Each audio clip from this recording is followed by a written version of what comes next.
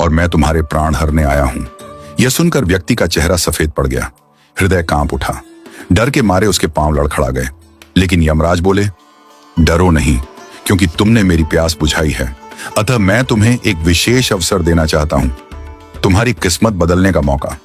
उन्होंने एक डायरी उसके हाथ में थमाई और कहा, इस डायरी में जो तुम लिखोगे वही सच हो जाएगा। तुम्हारे पास ठीक 5 मिनट का समय है, जितना चाहे लिख लो, पर ध्यान रहे केवल 5 मिनट। इसके बाद समय समाप्त हो जाएगा और डायरी मेरे पास लौट आएगी। व्यक्ति का भय थोड़ा कम हुआ। वह सोचने लगा, अब तो मेरी किस्मत मेरे हाथ में है, मैं सब कुछ बदल सकता हूं। उसने जल्दी जल्दी डायरी खोलनी शुरू की। पहला पृष्ठ देखा, वहां लिखा था, तुम्हारा पड़ोसी रामदीन कल लॉटरी जीतकर करोड़पति बनने वाला है। व्यक्ति को ईर्ष्या हुई। उसने लिखा, रामदीन की लॉटरी रद्द हो जाए, वह गरीब ही रहे। दूसरा पृष्ठ लिखा था, तुम्हारा मित्र रघु चुनाव जीतकर मंत्री बनने वाला है। व्यक्ति ने लिखा, रघु चुनाव हार जाए, उसे अपमान झेलना पड़े। तीसरा पृष्ठ, तुम्हारा छोटा भाई विदेश जाकर बड़ा व्यापारी बनने वाला है। व्यक्ति फिर लिखता है, वह कभी विदेश न जा पाए, नौकरी के लिए भटके। इस प्रकार वह एक एक कर पृष्ठ पलटता रहा और हर पन्ने पर दूसरों की खुशियां मिटाने लगा। उसका मन ईर्ष्या और द्वेष से भर गया था। अंत में उसने डायरी का अंतिम पृष्ठ खोला। यह उसका अपना पृष्ठ था, जहां लिखा था, अब तुम अपने जीवन का भविष्य तय कर सकते हो।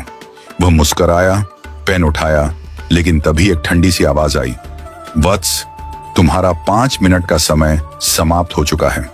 यमराज ने धीरे से डायरी उसके हाथ से ले ली और कहा, तुमने अपने जीवन का सबसे कीमती समय दूसरों का बुरा सोचने में बर्बाद कर दिया। न स्वयं के लिए कुछ लिखा, न अपने जीवन को सुधारने की कोशिश की। यह अवसर तुम्हें ईश्वर ने दिया था, पर तुमने अपनी दुर्बुद्धि से उसे खो दिया। अब पछताने से कुछ नहीं होगा। व्यक्ति फूट फूट कर रोने लगा। हे यमराज, एक मौका और दीजिए, बस एक बार। यमराज शांत स्वर में बोले, वत्स, समय और अवसर दोनों यदि एक बार निकल जाएं तो फिर लौट कर नहीं आते। यही सत्य है, यही धर्म है। और फिर यमराज अदृश्य हो गए।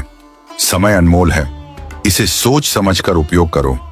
ईर्ष्या और द्वेष जीवन को नष्ट कर देते हैं।